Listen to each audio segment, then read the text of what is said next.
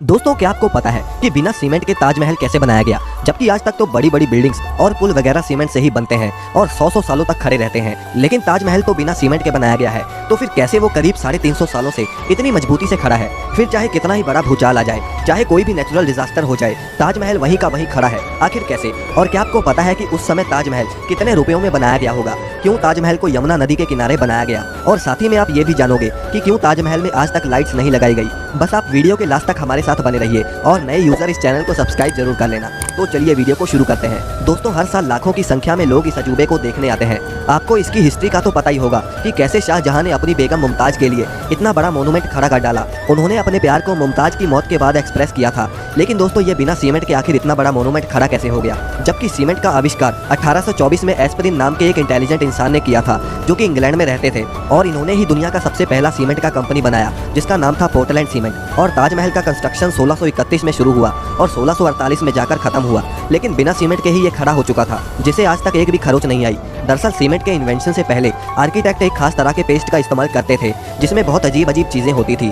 और अगर ताजमहल की कंस्ट्रक्शन की बात करें तो इसमें बहुत सारे सेमी प्रीशियस स्टोन्स जैसे कि अकीक, येमेनाइट, फिरोजा, लजवाड, मूंगा, सुलेमानी, लहसानिया, तमरा, ये सब पत्थर यूज होते थे, जो कि बहुत ही रेयर स्टोन्स थे। और ये उस समय Russia, Rajasthan, Uzbekistan, Iran, Israel, इन सब तरह के दुनिया भर के अलग अलग देशों से मंगाए गए थे। इसमें कुछ अल्ट्रा रेयर स्टोन्स भी यूज हुए थे, जैसे कि तिलाई, पाइजहार, अजूबा, नखोड़, जो कि इतने रेयर हैं कि पता नहीं शाहजहां ने इन्हें कैसे अरेंज किया होगा। लेकिन जो भी उन्होंने किया वो तो एक काबिलियत तारीफ है। और तो और जो सीक्रेट पेस्ट ताजमहल को बनाने में इस्तेमाल होता था, उसमें गुड़, बतासा, बेलगरी का पानी जैसी और भी बहुत सारी चीज़ों को डालकर पेस्ट बनाया जाता था। और ये पेस्ट सीमेंट जितना ही स्ट्रॉन्ग होता था। दोस्तों, जहाँ बुर्ज खलीफा की नींव बड़े बड़े स्टील के पाइप से रखी गई, वहीं ताजमहल की नींव लकड़ियों से रखी गई थी। अब आप कहीं ये तो नहीं सोच रहे कि भला लकड़ी की नींव 370 साल से कैसे चल रही है? दरअसल इसमें सबसे बड़ा रोल यमुना नदी का है। यमुना सिर्फ ताजमहल को अच्छा व्यू ही नहीं देती, बल्कि अगर यमुना नदी ना रहे तो ताजमहल गिर भी सकता है। इसमें होता यह है कि पहले के इंटेलिजेंट लोगों ने इसमें ऐसी लकड़ी का इस्तेमाल किया जिसमें चाहे जितना भी पानी लगता रहे, वो लकड़ियां और भी स्ट्रॉन्ग होती चली जाएंगी, वरना बाकी लकड़ियां नमी की वजह से खराब हो जाती हैं। और यही वजह है कि ताजमहल के खड़ा रहने में यमुना नदी का बहुत बड़ा हाथ है। और अगर यमुना नदी सूख गई तो ताजमहल भी उसके बिना खड़ा नहीं रह पाएगा। अब दोस्तों, आपने देखा होगा कि ताजमहल के आसपास के चारों मीनार एक दूसरे से परपेंडिकुलर खड़े नहीं है। मतलब ये कि वो स्ट्रेट नहीं खड़े हैं, और ऐसा भी जानबूझकर किया गया था। दरअसल ऐसा इसलिए किया गया कि अगर कभी जोर का भूकंप आता भी है तो वो चारों मीनार ताजमहल से दूर गिर जाएं, और इस तरह भूकंप के झटके ताजमहल तक पहुंचने से पहले इन मीनारों में ही ऑब्जर्व हो जाएं, और इस तरह इस पर भूकंप का भी कोई असर नहीं होगा और वो सुरक्षित बच जाएगी।